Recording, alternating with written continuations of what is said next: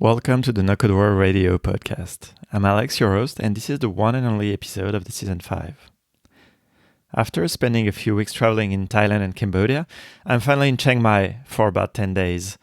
And one of the reasons I came here is that it's the home of a fascinating character of the no-code community.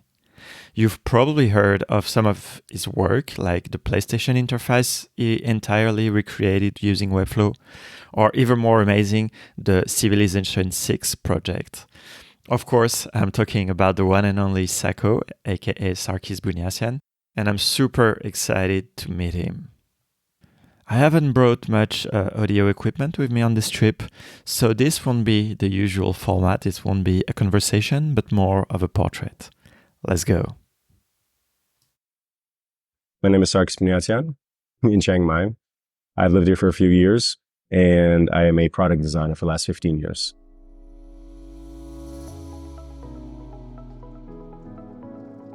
From 5 onwards, my dad introduced me to all kinds of software, and I just loved visual editing, music editing. I wanted to find my niche, like what do I want to focus on? And to me, software was the perfect place to be because I could create the most impact. And also, I knew that financially speaking, that was also the best career path. So I traveled a lot since I was young.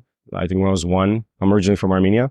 So I traveled to India, lived there for many years, and then to the States, to Europe, and so on and so forth. So I changed a lot of schools. I got to meet a lot of cultures. And over time, I realized everywhere I went, it just always came back to the digital world. And, I would say in the, mid 2000s, like it was very clear that if you're not on the web, you're already behind, so I needed to figure out how do I approach my industry? Like there's a lot of things you could do on the web. So I knew that I didn't want to rely on other designers and developers. I had to be using software that just let me do it myself. And back then I would say 2013, 14, very early on, it wasn't clear that Webflow or Squarespace or any of these tools could actually do that. It was still very, very early. But in 2016, like when I really saw Webflow for the first time, it was like an open canvas. And I knew that it was sort of like Photoshop for the web. I could just put anything and just bring it to life. And so that's when I really knew that I could focus on that area on a personal level. But at the same time, I was already building my first couple of companies at that point. My passion isn't really focusing on one particular technology or the other. It's about solving problems. And so I've been able to solve problems in a few industries. And I kind of use what I learned in product design, generally speaking, to apply the same methodologies to other industries, whether it's in food, whether it's in tech, wherever it is. But my main focus is on tech. From the type of creative that I am, I need to be able to visualize my ideas quickly. And with code, it just felt like I would get stuck in tunnel vision. I'm trying to solve this one problem in code when my brain is already racing to 15 other problems that I could be solving.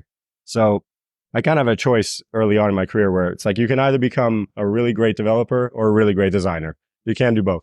And I envy the people that can. As you can imagine, I was very excited to talk about no-code tools and Webflow with Sako, so I asked him what's his vision of no-code and to tell me a bit more about what he did using those tools. I didn't know code. I explored it, but my focus was entirely on design, on product design. I loved software. I loved games. I loved just being able to have an idea and just bring it to life instantly myself. The thing with no code is it is a gateway into code. The more you do no code tools, the more you get encouraged to try JavaScript and some hacks and whatever. And next thing you know, you actually quit no code and you're a coder now. You just enjoy development. So it was the same thing for me. Like when I first started using no code tools, it was purely for design purposes and a few hacks here and there. But after a while, I realized like many of my projects are now 30, 40% code.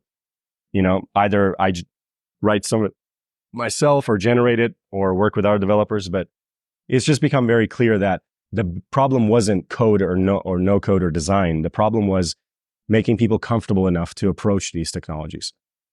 No code tools have always been considered a gimmick. Even today, they still are looked down by coders and even designers in general. because they compare it with template builders like Squarespace. They don't understand that these are full visual development environments. And so when I looked at no code, I realized there is a gaping hole of examples. People don't really understand how far you can go with them. So in 2020, until 2020, I wasn't really public with any of my work. I had my own clients, my company. I was focused on that. But in 2020, end of 2020, I realized like we need to really demonstrate these tools. And I thought, what is something I could build? This was January 2020. I asked myself, like, what could I build that would make even a developer confused? And that was the PlayStation project. And that was built in 5 days. So that already made a statement of, this is not a gimmick. You know you can't build this in WordPress. You can't build this in Squarespace. Like, let's set the bar a little higher. It was the entire PlayStation, the whole software, full interface. It was so realistic that, Webflow was worried that Sony might, get involved and start, there might be copyright claims and everything else. And that's totally fair because when you use it, you can't tell the difference. It's pixel perfect. So for me, it was an exercise in understanding how far I can take my own skills. Like, can I actually build anything in Webflow? And I was able to. So first it was the PlayStation, and then Vlad was kind enough the founder of Webflow was kind enough to share it.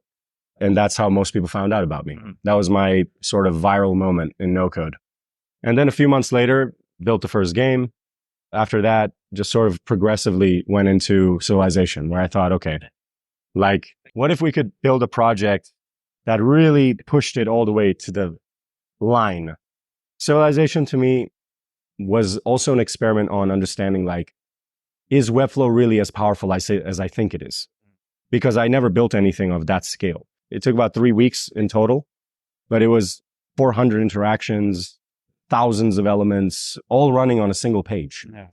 So if there are any Civilization fans out there, Civilization 6 has about 46, 47 leaders, individual characters, players that you can choose from. I put all of them there. Their maps, their soundtracks, their everything. And Webflow handled all of it. And that was where I made a statement for myself that no-code tools have really come a very long way since 2016. You could never build that in 2016. It would have crashed. But with this time, I was very proud of that project because it actually encouraged a lot of people to get into no-code. They weren't asking, how did you build this with Webflow? They were saying, how did you build this at all? So it already changed the debate. That was my goal with it, was don't do this no-code versus code debate. Think of it as a browser. It's just a website. Ask yourself, what tool, it doesn't matter if you code it manually or design it. Look at the complexity of this project and appreciate that. And then you can ask yourself, should I code it or not code it or whatever it is, right? But every debate started with no code versus code. So you had to build a monument like the Eiffel Tower, where it's like they just look at this and they're like, okay, this is clearly impressive. Let's go talk about how I can be part of that. And then a couple of years later, I found out that there were people who started entire agencies because they saw that project. It was very humbling for me. And I was like, okay, so that was my success. That's what I wanted. But most of all, I wanted people to stop just building landing pages. I was like, listen, if you can build an entire game inside of a browser, you can definitely build products. You can build applications. It's not just showcase e-commerce type of websites. And I did see a shift in the attitude. But after a while, I also saw a lot of saturation. So that's my biggest problem with no-code today, is that there's just so much of the repetitive kind of websites and projects that all the inspiring stuff that's happening is getting drowned. So when someone goes into the Webflow showcase, for example, what they're seeing is the majority of the thing they're seeing is those early stage projects. So they assume this is just like Squarespace. Yeah. And so it's kind of, I told the Webflow team, I was like, you guys need to find a way to promote not just Civilization 6. There's so many projects like that by people, my peers and my betters, that they don't get enough exposure. So in a way, you're shooting yourself in the foot. It's what we were discussing earlier about, like, everything has to have its purpose. You have to designate, you have to be very clear about what you are.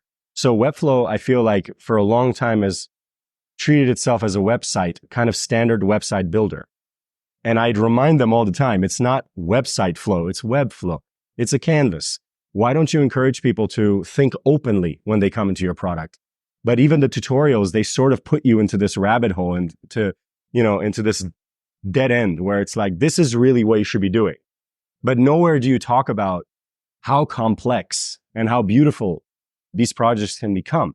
So you're sort of depending on the community to create these sort of iconic examples, but then you don't do enough with those examples to promote them. Like, how amazing would it be if the first time you started Webflow, it said, what do you want to build?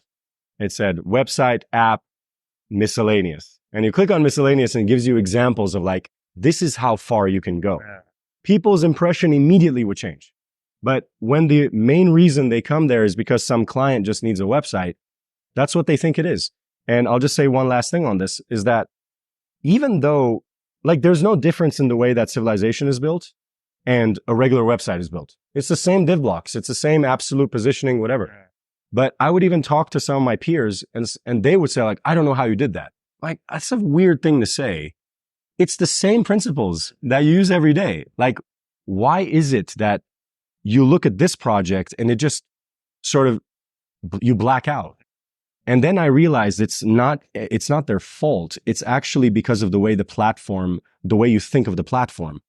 When you put yourself creatively into a box, it's hard for you to imagine how something would fit into your box. So this is why I tell everybody, like, when you look at a website of any kind, it's just a box inside of a box inside of a box. And then you're just moving it around. When I explain that, people start to think differently. So in a way, the whole journey of a no-coder is how to get out of the box, ironically, and start to just think of everything as literally just elements on a single canvas. But right now, what I'm seeing with a lot of people, what they're doing is, and the way the tutorials are training them, is to think in sections. I put the first section, then I SEO and this other thing. And for me, the project starts with nothing. I just want to put all my ideas on that canvas and see what happens. So like, if you think in a sitemap kind of layout, Civilization would never fit there. But the fact that those hundreds of screens are all stacked on top of each other in one layout, it breaks all the norms of web design. But it is web design. It's the same width, height, pixels, whatever. Same thing. For me, the complication was making it pixel perfect because I had to screenshot all the elements from the actual game one by one. The cursors, the real thing was just stacking it and being able to remember what leads to what. Because that's why I had to do it every day. If you stop doing it for a week, remembering the whole structure would be a nightmare.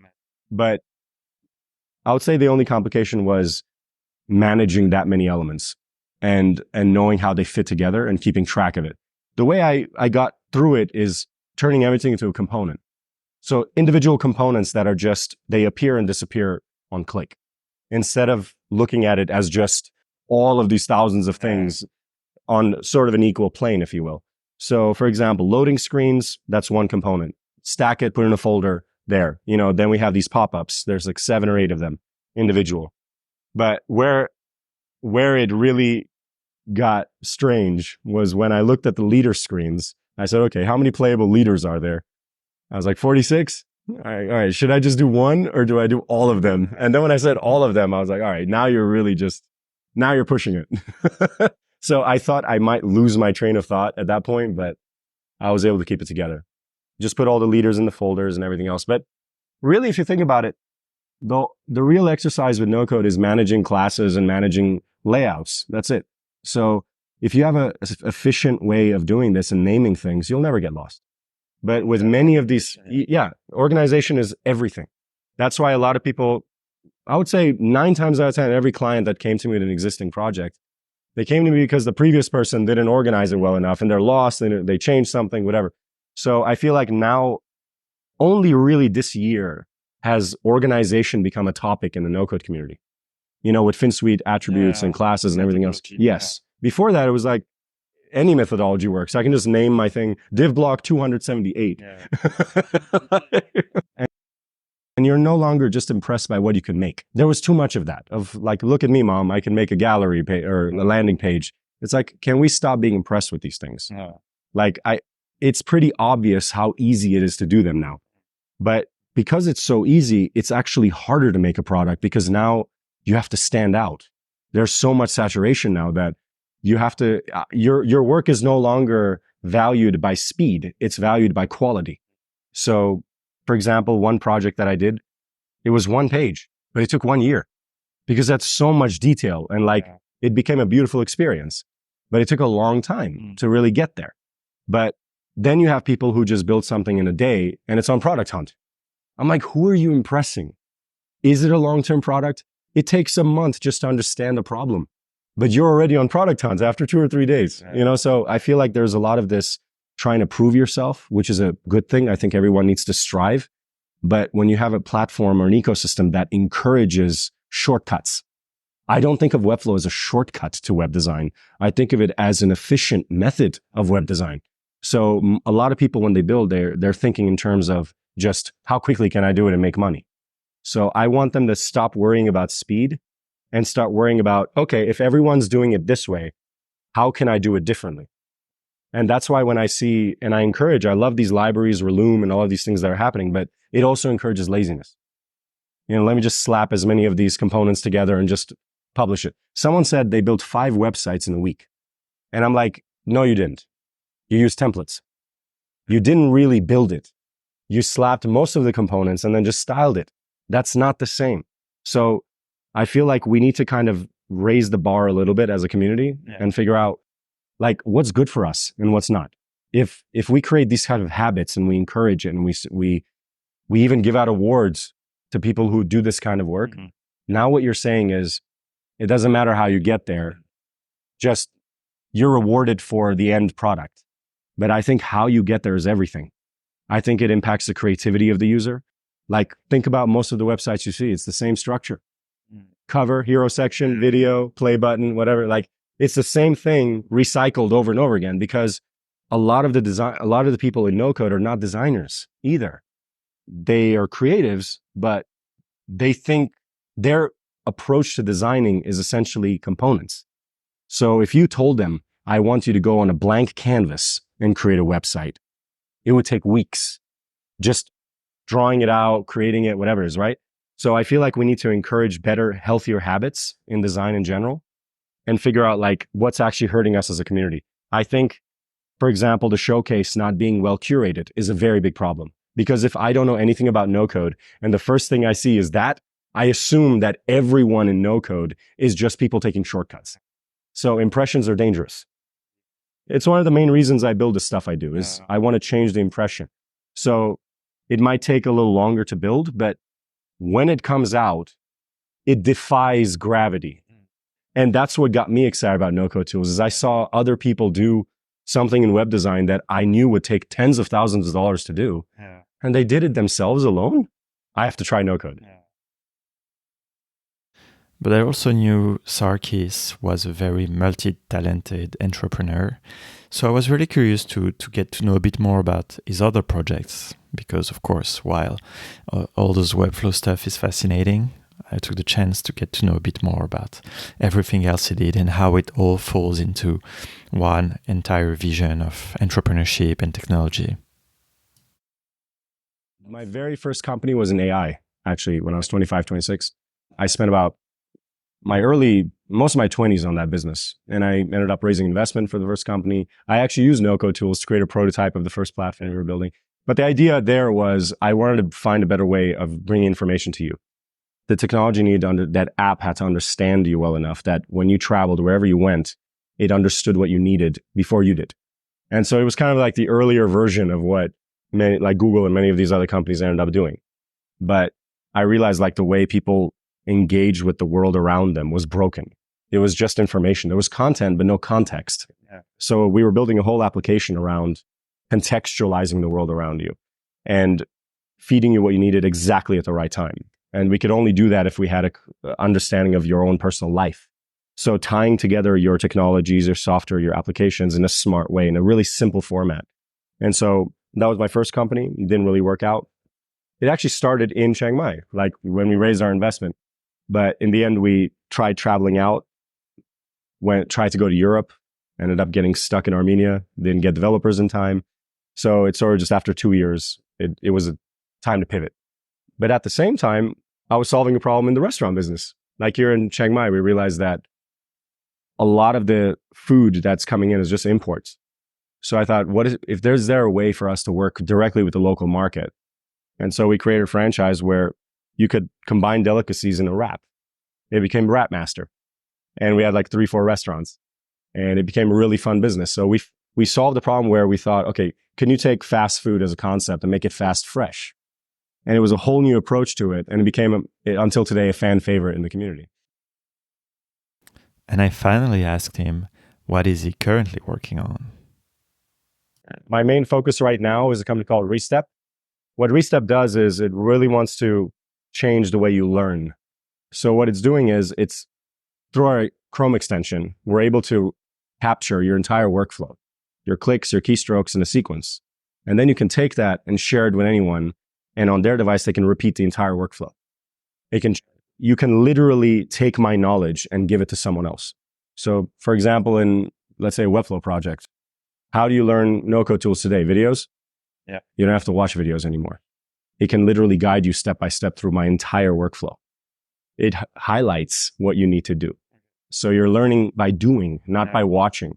So you can have the entire community, top experts, all take all their projects, especially the advanced stuff, and just give it to you perfectly. So you don't make any mistakes. You can learn it from start to finish. And that can apply to the entire web. So Restep has an open API. So now you can have GarageBand, Final Cut Pro, whatever it may be. Like right now we're recording a podcast, right? If you want to learn how to do proper editing for that podcast, you would have to go read a book, watch a video, maybe orally pay someone to teach you. Now you can do that directly. So there's never been a time where you could actually transfer experience from one person to another. It was, I can give it to you in a static form, but it sort of boils down to like, what is more valuable, the pyramids or how they were made? So we don't know how it was made. So now you're left with this one monolith and it's like, we got to figure it out. Yes. So it's the same thing with no-code tools in general. And I think that's the reason why so many people don't get into technologies, because they just don't know where to start.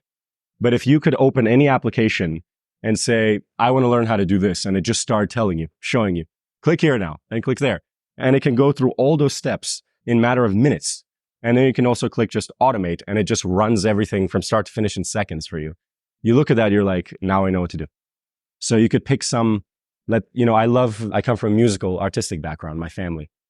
I would love to, earlier on, I wish I would be able to just pick up Final Cut Pro or Logic Pro in this case, and it would just teach me how to put together a whole track from start to finish without me having to piece it together in my head by watching tutorials and whatever, so that would have definitely, my whole career could have changed. I might have been in music editing instead of product design if you just introduced me to it.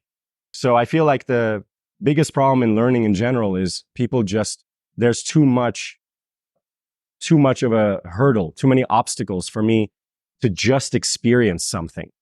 So it's much easier. Like if my dad introduces me to Photoshop, he's showing me how to do it, right? And now the irony is I'm helping him with Photoshop. Like he'll ask me questions all the time. And if he's not next to me, I have to always like find a way to explain this, call him, explain. Imagine with Restep, I just sent him one link and he clicks it and it just fires up and shows him where to click on Photoshop. It's like my son is doing it for me on my device.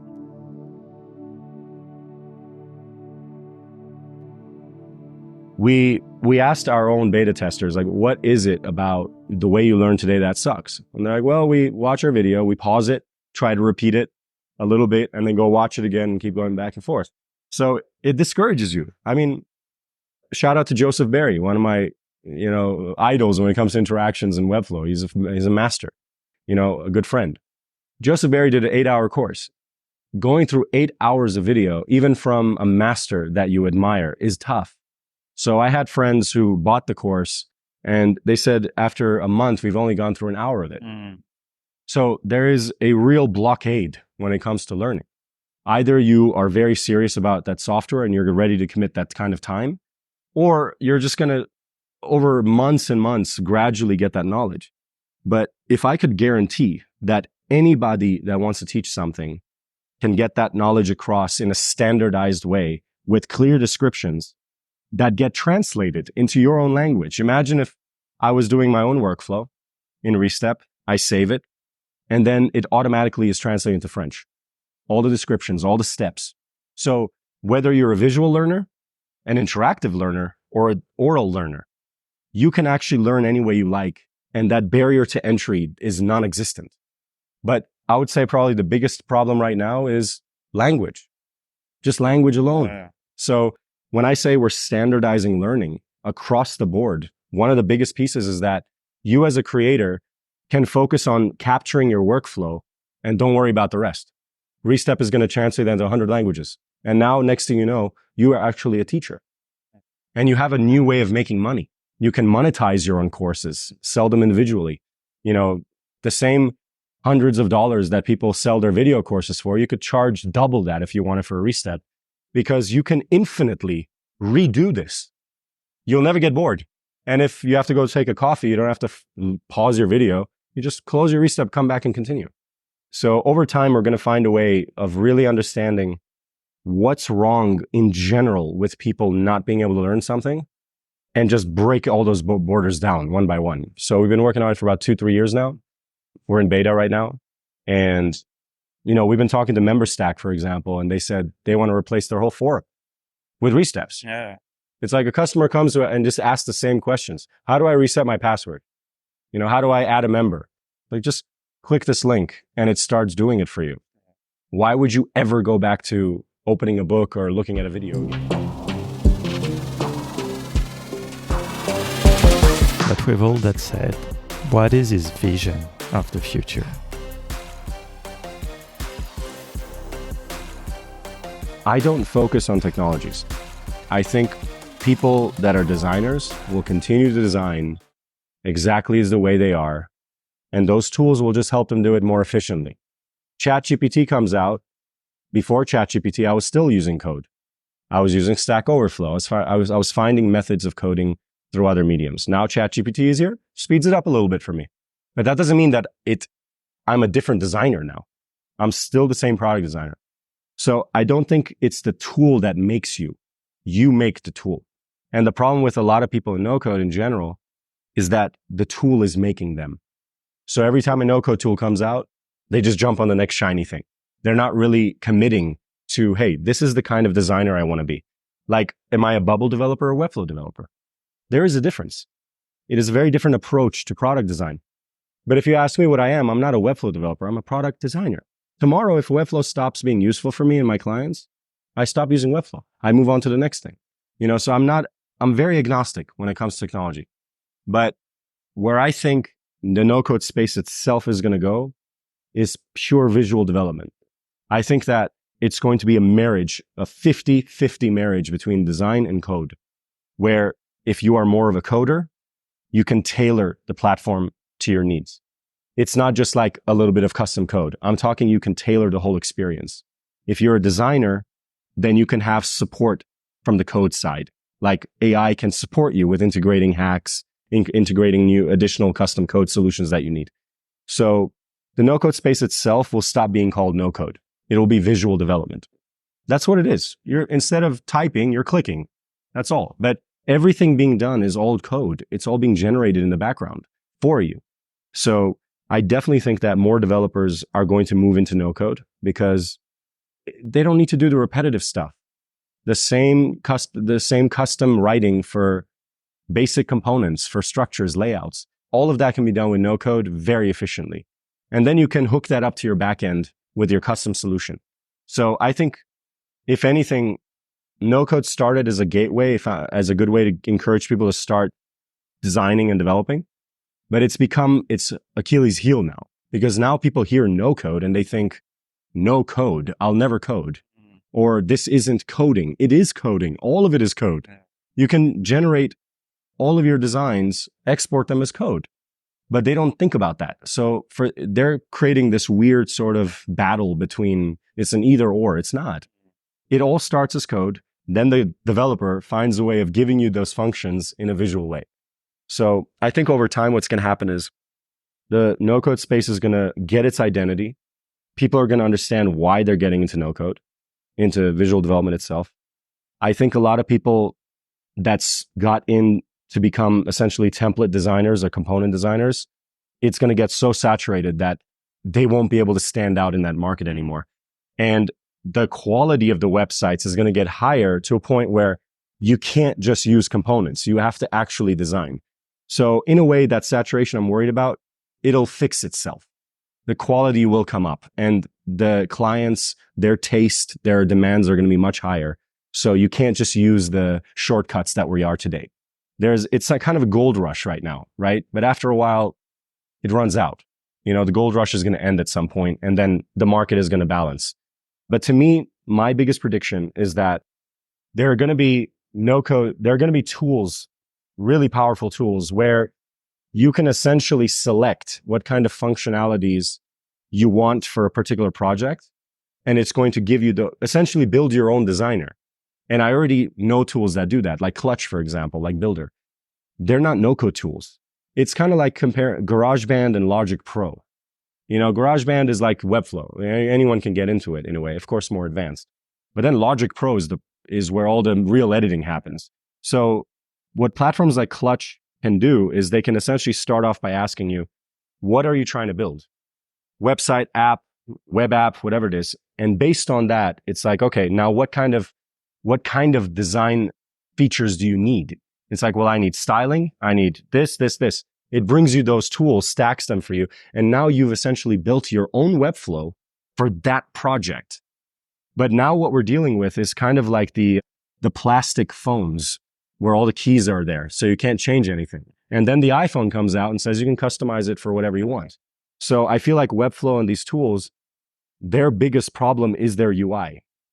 So right now, I choose an app because of how it looks or how it feels. But when you have a platform where you can decide what you have, what features you have, you're essentially building your own software. And I saw early stages of that already, and it's incredible. The fact that you can just log in and each project doesn't have any function that you don't need for that project. But now, if I'm building a simple landing page in Webflow, there are dozens of things that I don't need at all, but it's always there, So, or like if I'm building Civilization, I need a very specific set of features and it's always hidden in some menu or somewhere. So when I saw the early stages of Clutch and some of these tools, I just looked at them. I'm like, wait a minute, you can customize the entire designer and you can also build custom features that you can integrate. They're like, yeah. I'm like, you basically built a completely customizable visual editor. So I think that's the ceiling. Once you get there, you can integrate AI. AI can start customizing these tools too, and then just start building a lot of these things for you. But I still don't think that any tool is going to replace human creativity. How do you feel about AI art versus human art? I don't care about AI art at all. I can already tell it's AI just with the sort of the abstract way it approaches paint and pixels, and it's become a problem now because that's so saturated too. People are so excited about that wave. But the thing is, we value output, creative output. So when something can be done in 2 seconds versus Alex spent hours meticulously, his creativity is unique. I think that that's valued a whole lot more. And I think it's the same thing in web design. If you gave me the same structure, standard web design structure, and said, okay, 2 designers are going to be designing the same type of website. I promise you, the guy who went and did all the custom components, you will be able to separate that from the copy paste that you saw on the other screen. You can tell that this is the individual creativity this person expressed. And I feel like right now, because of kind of that gold rush, people are not really valuing that. They think as long as this designer can give me the website faster and I'll pay less, I'll value that. But what happens when the whole market is so numbed by that output that they don't even want to look at your website anymore?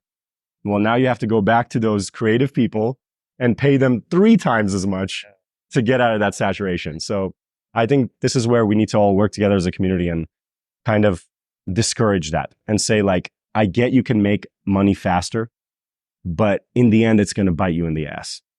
Your clients are going to be lower quality clients. You're not going to make the 10, 20, 30, $40,000 that you're looking for. And eventually, if all the clients think that it's so easy to do, why would they ever pay you? Yeah. So it's the tide that raises all boats or brings it all down, so right now, the market isn't big enough. There's enough room for everyone to just try experiment, but eventually it will become too noisy. So we will have to find a way of cutting the noise and pushing quality forward. So I hope my projects can help with that. Sarkis has been living in Chiang Mai for a while. He's also been traveling all around the world, as he said at the very beginning. But I wanted to know what makes Chiang Mai so special to him.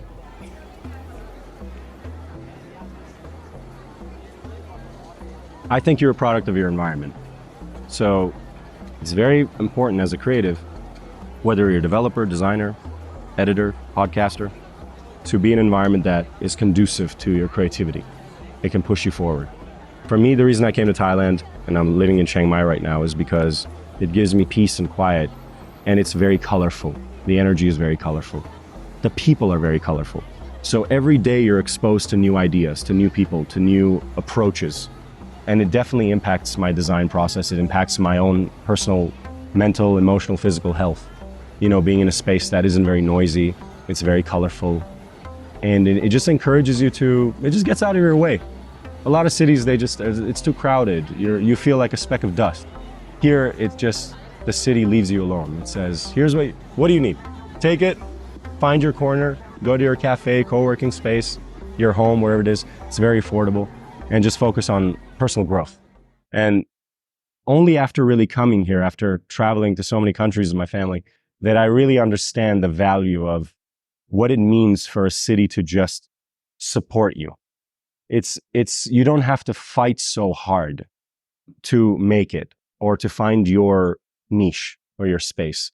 But having lived in really big countries in the past, I've noticed it's just a constant battle to find your place. So here, when I first got here, it just immediately felt like this whole city is my space, and I think that's what attracts so many people here. It's been like a little hidden gem for many years for many people. It still is.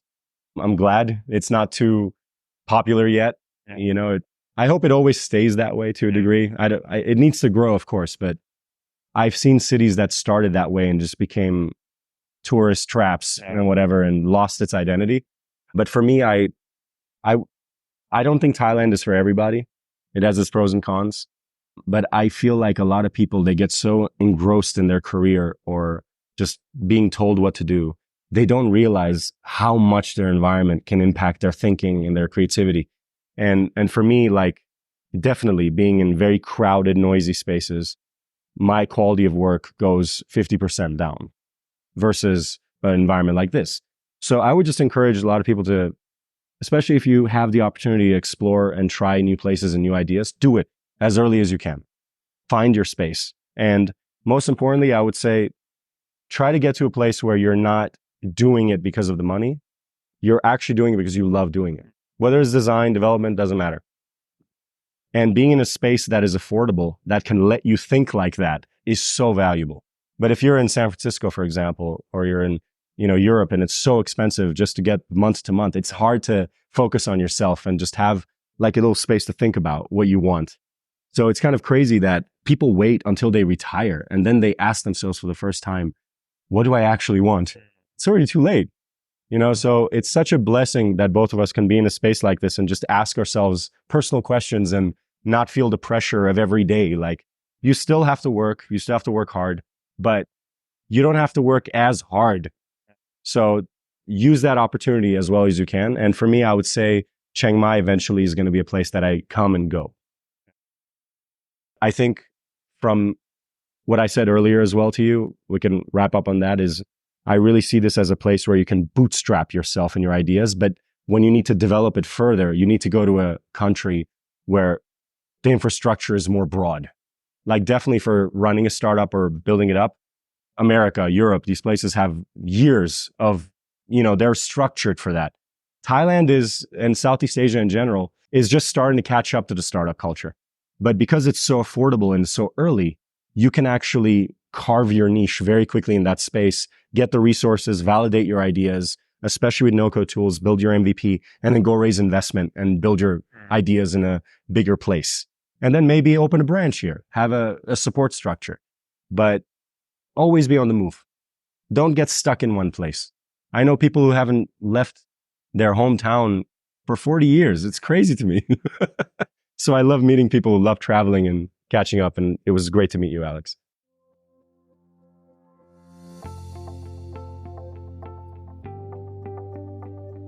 Thank you so much for listening to this episode until the end.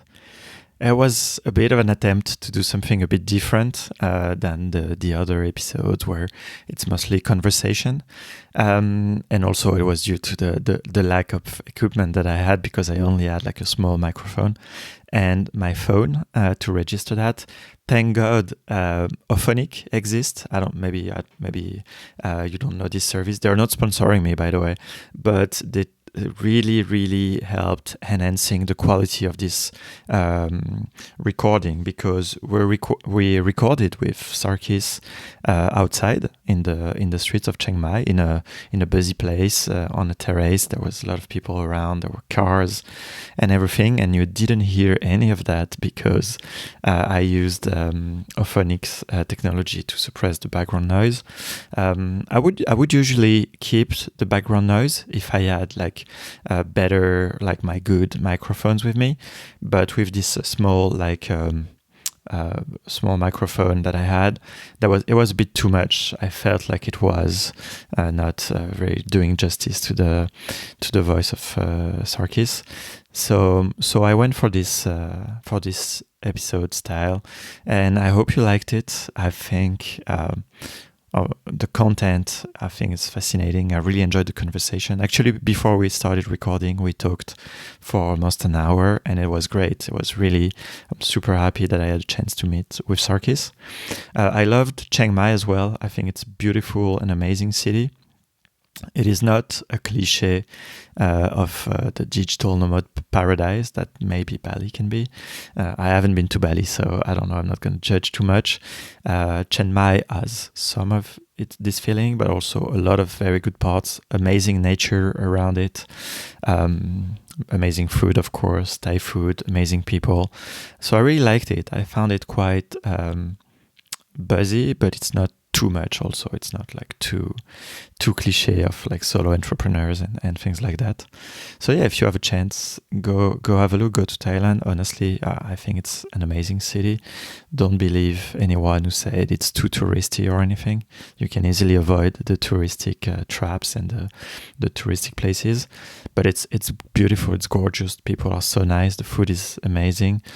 You can find quiet and peace, or you can find party and everything you want.